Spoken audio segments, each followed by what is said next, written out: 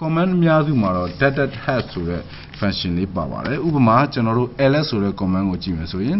ls dash have ဒီလိုကြည့်လို့ရပါတယ်ဒါဆိုသူရဲ့ have file ကြီးပေါ့နော် date ဆိုရင် date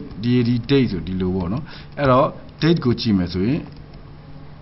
have file ကြည့်မယ်ဆိုရင် have ပါနော်အဲ့တော့ဒီမှာ command တွေကိုကြည့်မယ်ဆိုရင်ဗျာ command တွေက have file ကြီးကြည့်ရတာလက်လက်စလေးလာကမှအရန်ကိုရှုပ်ထွေးသလိုရှိပါတယ်ဒါပေမဲ့ have file တွေကိုတေချာဖတ်ပြီးတော့ command ကိုနားလည်အောင်လုပ်လို့ရပါတယ်ဘယ်သူမှတော့အလုံးမကျက်ထားပါဘူး command တွေ argument တွေ option တွေကို command တွေကလည်း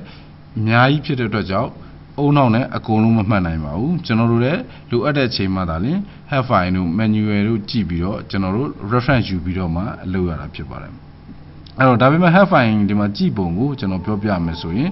have file မှာ square bracket တွေနဲ့ဖော်ပြထားတာရှိတယ်ဗျာနော် square bracket တွေနဲ့ဖော်ပြထားတာဆိုတာကတော့ဒီမှာ square bracket ပေါ့နော်ဒါမျိုးဟာဒီဘာအဓိပ္ပာယ်လဲဆိုတော့ဒီက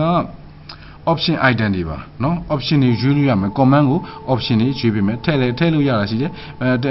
ထည့်ရတာရှိတယ်မထည့်ရတာရှိတာပေါ့เนาะ option တွေပါလဲရတယ်မပါလဲရတယ်ပေါ့အဲ့ဒီ option တွေနောက်မှာ dot ဆို dot 30ခံထားပါတယ် dot 30ခံထားတယ်ဆိုတော့ကတော့တချို့ option တွေကိုတွဲရေးလို့ရတယ်ဆိုတဲ့အဓိပ္ပာယ်ပါပဲเนาะကဲပြီးတော့အောက်မှာ pipe ခံထားတာရှိတယ် UDC universal အစရှိသဖြင့်ပေါ့နော်အဲ pipe ခံထားတယ်ဆိုတော့ဒါကတစ်မျိုးပဲအသုံးပြုလို့ရတယ်ဆိုတဲ့အဓိပ္ပာယ်ပါပဲ U သုံးမလား UDC သုံးမလားdata universal သုံးမလားဒီလိုမျိုးပေါ့နော်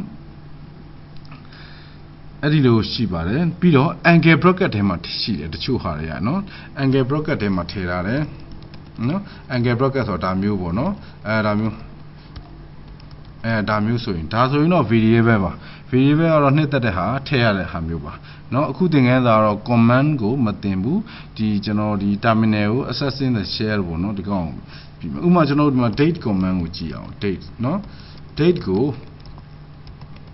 have file လေးနဲ့ကြည့်မယ်ဆိုရင်ဒါဆိုရင်ဒါသူ့ရဲ့ option တွေအများကြီးကိုတွေ့ရမှာဖြစ်ပါတယ်ဖတ်ကြည့်လို့လည်းရပါတယ်ဒါဆိုရင်ဒီမှာ f ဆိုတဲ့$sign f ဆိုတဲ့ဟာလေးကိုကြည့်အောင် plus နဲ့ format နဲ့ပါတာကိုဒီမှာ option မှာတွေ့ရမှာဖြစ်တယ် plus နဲ့ format ဒီမှာ format တွေပါเนาะအဲ့တော့ date ကို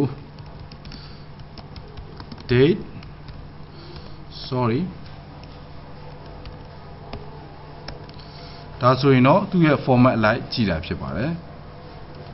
ဒီနည်းနဲ့ကျွန်တော်တို့က terminal program တွေတစ်စင် bash ကိုအသုံးပြုပြီးတော့ကျွန်တော်တို့က kernel ကိုခိုင်းစေတာဖြစ်ပါတယ်ဟို command line မှာတပြောင်းပြောင်းနဲ့ရိုက်နေကြတာတခြားတော့ဘာမှမဟုတ်ဘူး command တွေနဲ့ kernel ကိုခိုင်းစေတာပါပဲ